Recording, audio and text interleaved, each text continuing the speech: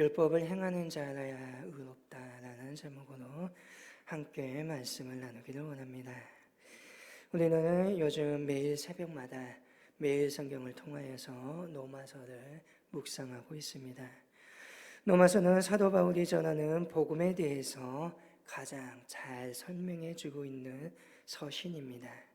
바울 자신의 모든 신학적인 견해가 들어있는 서신이 바로 로마서입니다. 사도 바울이 전하는 복음은 무엇일까요? 복음이 모든 사람을 구원하는 하나님의 능력임을 바울은 전합니다. 모든 사람을 구원하는 하나님의 능력이기에 복음에는 하나님의 의가 나타납니다. 하나님의 의에는 죄에 대해 반드시 심판하시는 하나님의 공의와 그럼에도 불구하고 죄인을 긍휼히 여기시는 하나님의 사랑이 담겨 있습니다. 그리고 예수 그리스도의 십자가를 통하여서 이것을 보여주셨습니다. 십자가를 통해 나타난 하나님의 의, 이 의로 말미암아 구원을 얻습니다. 그리고 이 구원을 위해 요청되는 것이 바로 믿음입니다. 하나님은 결코 사람을 외모로 취하지 아니하시고 그의 믿음과 행위대로 심판하십니다. 그렇게 믿음 안에서 참고 선을 행하며 영광과 존귀와 썩지 아니함을 구하는 자에게는 영생을 주시고 당을 지어 진리를 따르지 아니하고 불의를 따르는 자에게는 진노와 분노함을 보이신다라고 바울은 말합니다. 로마서 2장 9절에서 또한 10절에서는 악을 행하는 각 사람의 영에는 환난과 공고가 있지만 선을 행하는 사람에게는 영광과 존귀와 평강이 있다라고 말씀합니다. 하나님의 심판, 그것은 어느 특정한 이방인에게 임하는 것이 아니라 모든 것을 초월하여 모든 사람에게 임하고 나타납니다. 또한 그 심판의 기준은 하나님께서 그 행위대로 심판하십니다. 하나님은 심판을 공평이라는 잣대로 진행하시며 그 유일한 근거를 믿음으로 삼으십니다. 또 하나님의 심판에는 반드시 상벌이 뒤따르는 보응이 있습니다. 심판의 원리에 대해서 로마서 2장 6절의 말씀대로 행함대로 보응하신다고 합니다. 그래서 선을 행하는 자 영생이 있고 악을 행하는 자 진노가 있습니다. 참고 선을 행함은 성도가 영광의 면류관을 향하여 끊임없이 다름질하는 것과 같은 것입니다. 그리고 이 선을 행하고 선이라는 것은 결국 예수님을 떠나서는 있을 수 없기 때문에 주 안에서 예수님과 연합하며 성령의 인도하심을 따라 살아가는 것입니다. 이러한 사람에게 영생이 허락되는 것입니다. 하지만 로마서 2장 8절에서 9절의 말씀처럼 당을 지어 진리를 따르지 아니하고 불의를 따르는 자에게는 진노와 분노가 있습니다. 당을 짓는다라는 것, 자기의 이기심에 얽매여 살아간다는 것입니다. 이는 곧 파벌을 만들어서 자기의 생각과 자기의 의견을 관찰시켜 보겠다는 것이지요. 또한 진리를 따르지 아니하고 불의를 따르는 자에게도 진노와 분노로 있게 하십니다. 하나님은 결코 외모로 사람을 취하지 아니하시지만 사람은 외모로 취합니다. 하나님은 결코 사람을 유대인과 같은 민족의 혈통으로 판단하시지 아니하시고 또 그걸로 기준을 삼지 아니하시지만 유대인들은 자신들이 육적 혈통으로 아브라함의 자손이라는 이유로 자긍심을 갖습니다. 그래서 그들은 이방인들을 무시했고 자신들만이 하나님의 구원의 관계가 되고 이방인들은 모두 구원과 무관한 것으로 이 당시에는 생각하였습니다. 할례와 율법을 받아서 있는 유대인이 이방인들을 정죄하고 나서 자신들 역시 똑같이 그들과 같은 범죄를 저지릅니다. 하나님은 외모로 판단하지 아니하시기에 민족을 보지 않습니다. 사회적 지위를 보시지 아니하십니다. 하나님은 믿음을 보시고 그 안에서 행위를 보십니다. 곧 하나님의 말씀에 순종하였느냐, 그것을 보십니다. 결국은 하나님의 말씀에 대한 순종입니다. 그리고 그 행함의 기준은 율법이 됩니다. 율법이 기준이 되어서 행함과 행하지 않는 것을 구분합니다. 죄를 가리키는 가장 명확한 것이 무엇입니까? 율법입니다. 유대인들은 율법을 가진 것을 매우 자랑스러워했습니다. 이방인이 죄인이고 망할 수밖에 없는 이유, 그들에게 율법이 없기 때문이지요. 이와 달리 이스라엘에게는 율법이 있었기에 하나님 앞에 그들이 설 수 있었던 것입니다. 그럼에도 불구하고 사도 바울은 이 모든 것이 사실은 불완전하다고 이야기합니다. 하나님 앞에 옳다고 인정받는 사람은 율법을 가지고 있는 사람이 아니라 율법을 행하는 사람이라고 오늘 말씀 속에서 이야기합니다. 13절에 사도 바울은 말합니다. 하나님 앞에서는 율법을 듣는 자가 의인이 아니요 오직 율법을 행하는 자라야 의롭다 하심을 얻으리니 라고 말합니다. 그렇습니다. 율법은 행하라고 우리에게 주어진 것입니다. 행하지 아니하면 아무런 소용이 없는 것입니다. 신명기에서 모세는 이 명령을 지켜 행하라고 수없이 반복하고 말하고 있습니다. 그런데 유대인들은 이 사실을 착각하고 있습니다. 율법을 단지 소유했다는 이유만으로 구원을 받은 것처럼 말합니다. 그것은 마치 어떤 부유한 집에서 일하고 있는 집사가 자신이 부유한 것처럼 행세하는 것과 같습니다. 사실은 아니지요. 율법을 가지고 있어서는 안 되고 행해야 자기 것이 됩니다. 말씀을 전하는 저나 앉아 계신 여러분이나 이 사실 앞에는 동일한 처지입니다. 오늘 저와 여러분은 하나님의 말씀을 갖고 있다라고 생각합니다. 설교자는 매주마다 하나님에 대해서 말하고 하나님의 말씀을 선포합니다. 성도들은 매주 하나님의 말씀을 듣고 하나님의 말씀을 읽습니다. 그러다 보면 착각할 수 있습니다. 사도 바울은 말합니다.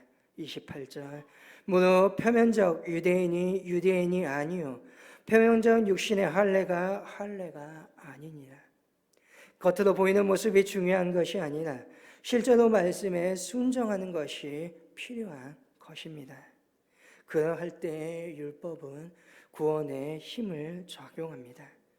동일하게 오늘 저와 여러분에게 이렇게 말할 수 있습니다. 오늘 우리가 교회를 다닌다고 하여서 또 세례를 받았다고 하여서 다 그리스도인이 아니라는 것입니다. 진정으로 예수를 믿고 또한 예수님의 말씀에 순종할 때 우리는 하나님의 자녀라는 것입니다. 그렇게 교회사 속에서는 보이는 교회, 보이지 않는 교회를 구분하여 말합니다. 마치 알곡과 가라지가 함께 있는 것처럼 교회 안에 하나님의 참된 백성이 있고 그렇지 않는 사람도 있다는 것입니다. 사실 오늘 우리에게 율법이 있고 하나님의 말씀이 있다는 것은 더 부담스럽게 작용하는 것이기도 합니다. 왜냐하면 모르면 차라리 편하기 때문입니다. 차라리 몰랐더라면 별명할 수도 있습니다. 그런데 우리가 율법을 알고 있고 하나님의 말씀을 가지고 있는데 그것을 지키지 아니한다면 나중에 심판 때에 하나님께서는 어떠한 책임을 우리에게 물으시겠습니까? 양심 외에 율법이라는 형법이 우리의 죄를 고발할 것입니다. 이것은 우리가 신앙을 가지게 되면서 이미 우리 안에서 일어나고 있는 일들입니다. 예수님을 믿기 전에 분명 저와 여러분들은 죄에 대해서 무감각하였습니다. 죄에 대해서 잘 몰랐습니다. 나름대로 나는 괜찮은 사람일 것이라 착각하며 살았습니다.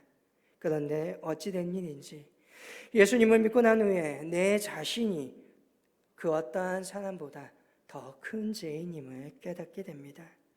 기도할 때마다 내가 죄인임을 고백하게 됩니다. 무감각했던 내 양심이 예수 그리스도로 말미암아 다시금 되살아난 것입니다. 그래서 더욱더 예수님을 사랑합니다. 이 사망의 몸에서 구원해 주신 그 은혜가 크고 중하기 때문입니다. 오늘 저와 여러분이 로마서를 읽어가다 보면 문제는 자칫 오해할 만한 소지가 하나 있다는 것입니다. 그것은 모든 행함을 바울이 중요하지 않은 것처럼 보이게 한다는 것입니다. 그런데 실상은 그렇지 아니합니다. 행함이 없는 율법이 죽은 것과 같다는 논리를 말하고 싶은 것이지 성화 행함 자체가 중요하지 않다는 뜻으로 말한 것이 결코 바울은 아닙니다. 10절의 말씀을 보면 선을 행하는 각 사람에게는 영광과 존귀와 평강이 있다라고 바울은 분명히 말합니다. 로마서에서의 믿음, 오히려 이 믿음은 순종이라는 단어로 바꾸는 것이 더욱더 나을 것 같습니다. 로마서에서는 순종이 중요합니다. 바울은 1장 5절에 그 이름을 위하여 모든 이방인 중에서 믿어 순종케 하였다라고 말합니다. 또한 16장 26절에 모든 민족으로 믿어 순종케 하시려고 말합니다. 순종이라고 하였는데 무엇에 대한 순종입니까? 무엇을 향한 순종입니까? 바로 예수 그리스도에 대한 순종입니다. 로마서 10장 9절과 10절에서는 믿음을 이렇게 정의합니다. 내가 만일 내 입으로 예수를 주로 시인하면 또 하나님께서 그를 죽은 자 가운데서 살리신 것을 내 마음에 믿으면 구원을 받으리라. 사람이 마음으로 믿어 의에 이르고 입으로 시인하여 구원에 이르느니라. 믿음의 내용이 예수를 죽음에서 부활하신 주님으로 시인하는 것입니다. 핵심은 예수님을 주인으로 고백하는 것입니다. 이는 달리 말하면 충성으로 말할 수 있습니다. 예수님만이 내 왕이시라. 예수님만이 나의 구주시라. 예수님만이 나의 주님이시라. 충성의 고백입니다. 그런데 우리가 예수를 주로 시인하는 것, 입으로만 하는 것입니까? 아닙니다. 입으로 할 뿐만 아니라 주님이 내리신 모든 명령을 순종할 때 그것이 예수님을 주로 시인하는 믿음입니다. 그러한 점에서 야고보서의 행함이 없는 믿음은 그 자체가 죽은 것이라 라는 말씀은 로마서와 결코 상충되는 것이 아니라 일치함입니다. 행함은 몸으로 보이는 믿음입니다. 예수님을 주님으로 모셨기에 그분이 기뻐하고 명령하는 것을 우리는 기쁘게 행한다는 것입니다. 어떠한 자가 자신이 섬기는 주인이라고 고백하면서 그 행동을 주인의 뜻대로 행하지 않는다면 그것이 과연 주인 대접하고 있는 것입니까? 주님께서 하나님을 사랑하고 내 이웃을 내 몸과 같이 사랑하라고 하셨고 이것이 최고의 명령이라고 우리에게 주셨다면 우리는 예수님을 주인으로 고백한다면 이 명령에 충실해야 합니다. 왜냐하면 내가 믿는 주인의 명령이기 때문입니다. 이 명령을 따르지 아니하고 그 말씀을 지키지 않는다면 그것은 주인을 거부하는 것입니다. 물론 우리의 생각이 약하여 명령을 제대로 수행하지 못할 때도 분명 있습니다. 그러나 종된 자라면 최소한 이 명령을 무시하거나 거부할 수 없다는 것입니다. 사도 바울은 로마서 12장 1절에서 2절에 이렇게 분명히 말합니다. 너희의 몸을 하나님이 기뻐하시는 거룩한 산 제물로 드리라. 이는 너희가 드릴 영적 예배니라. 너희는 이 세대를 본받지 말고 오직 마음을 새롭게 함으로 변화를 받아 하나님의 선하시고 기뻐하시고 온전하신 뜻이 무엇인지 분별하도록 하라. 오늘 우리가 예수님을 믿고 주인으로 고백한다면 오늘 주인의 종된 우리는 주인의 뜻에 예민해야 합니다. 주님이 기뻐하시는 뜻이 무엇인지 파악하고 그 뜻에 따라서 행동하는 것이 종의 바른 태도이고 이것이 믿음이라 말할 수 있습니다. 오늘 이 시대를 살아가면서 오늘 저와 여러분에게는 분명히 많은 문제들을 안고 있습니다. 그런 문제 앞에 우리는 내가 기뻐하는 뜻이 아니라 예수님께서 기뻐하시는 뜻이 무엇일까 물을 수 있어야 합니다. 내 이익이 아니라 주님의 이익을 추구해야 합니다. 이러한 사람을 그리스도인의 종이나 하고 이러한 행함 있는 믿음이 바로 진정한 믿음인 것입니다. 그렇다면 우리가 또한 로마서에서 말하고 있는 정통적으로 고백하는 칭의농은 어떻게 되는 것입니까? 칭의농은 우리가 행할 수 없기에 믿음으로 우리를 구원했다는 말입니다. 맞습니다. 우리가 순종을 분명 말하지만 우리의 구원이 내가 행하는 것으로 주어지는 것은 결코 아닙니다. 우리는 예수님을 믿음으로 구원받았고 하나님의 자녀가 되었습니다. 하나님의 이 놀라운 은혜로 구원받았습니다. 그렇다면 지금 말하는 순종과 행함은 무엇입니까?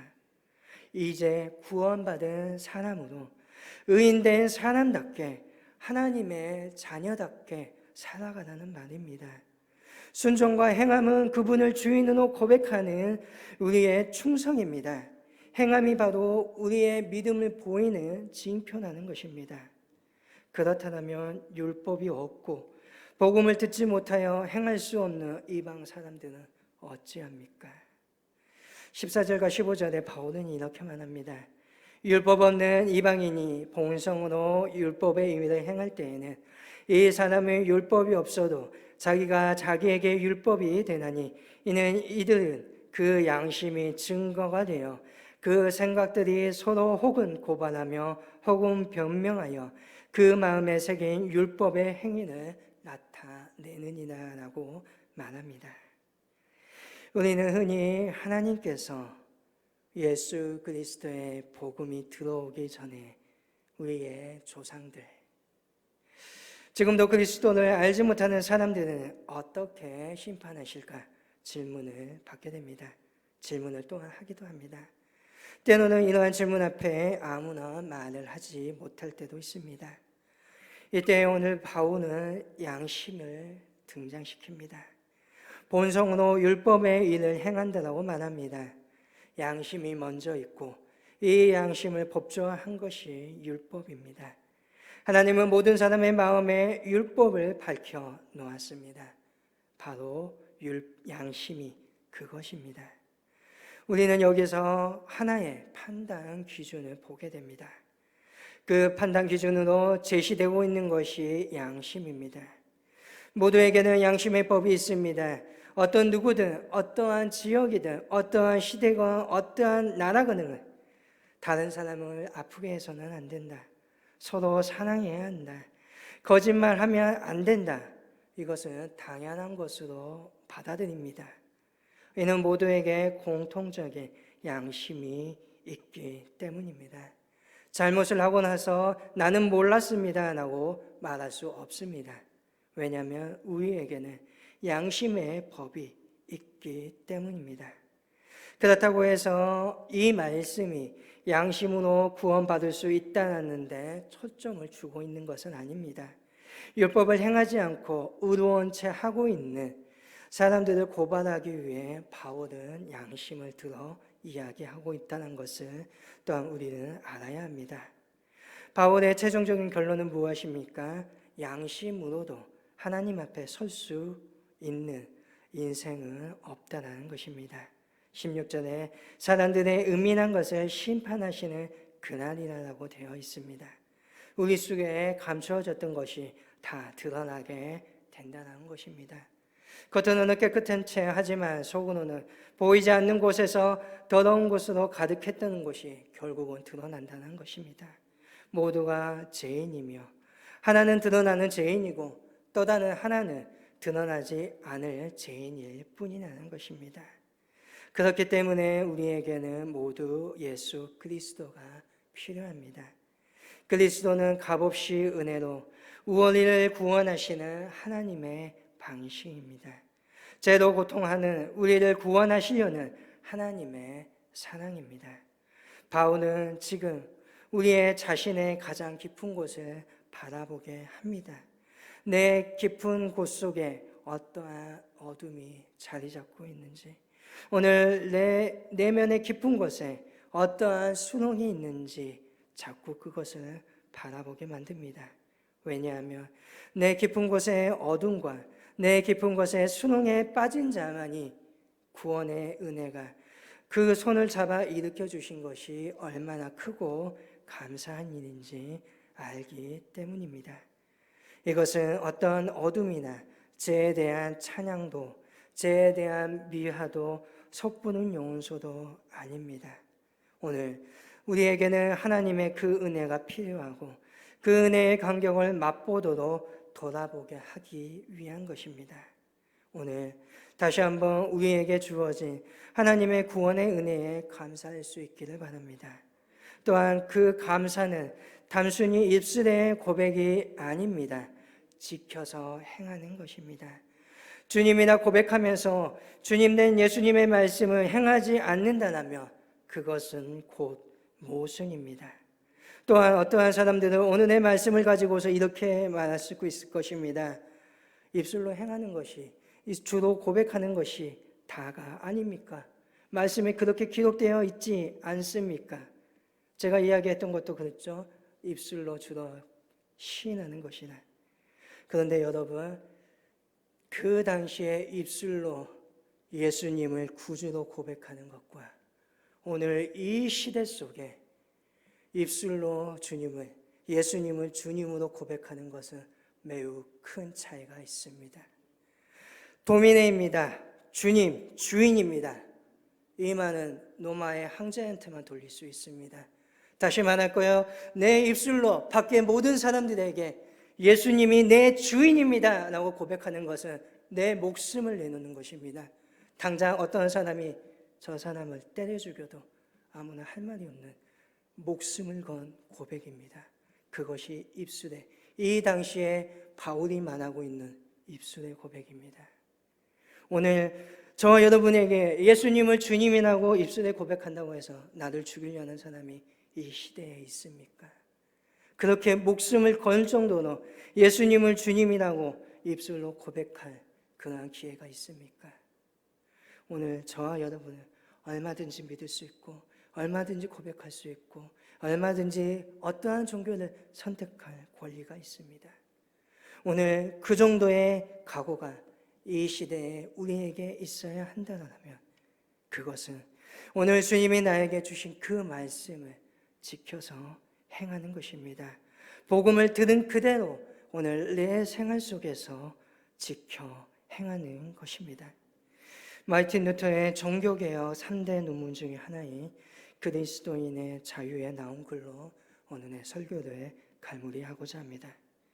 하늘에 계신 우리 아버지가 그리스도 안에서 값없이 우리를 도와주신 것 같이 우리도 값없이 우리의 육신과 행위를 통하여 이웃을 도와주어야 하며 우리가 서로에 대하여 한 작은 그리스도가 됨으로써 우리가 이웃을 위한 그리스도가 되고 그리스도께서 모든 사람 가운데서 동일한 그리스도가 되게 하여야 한다.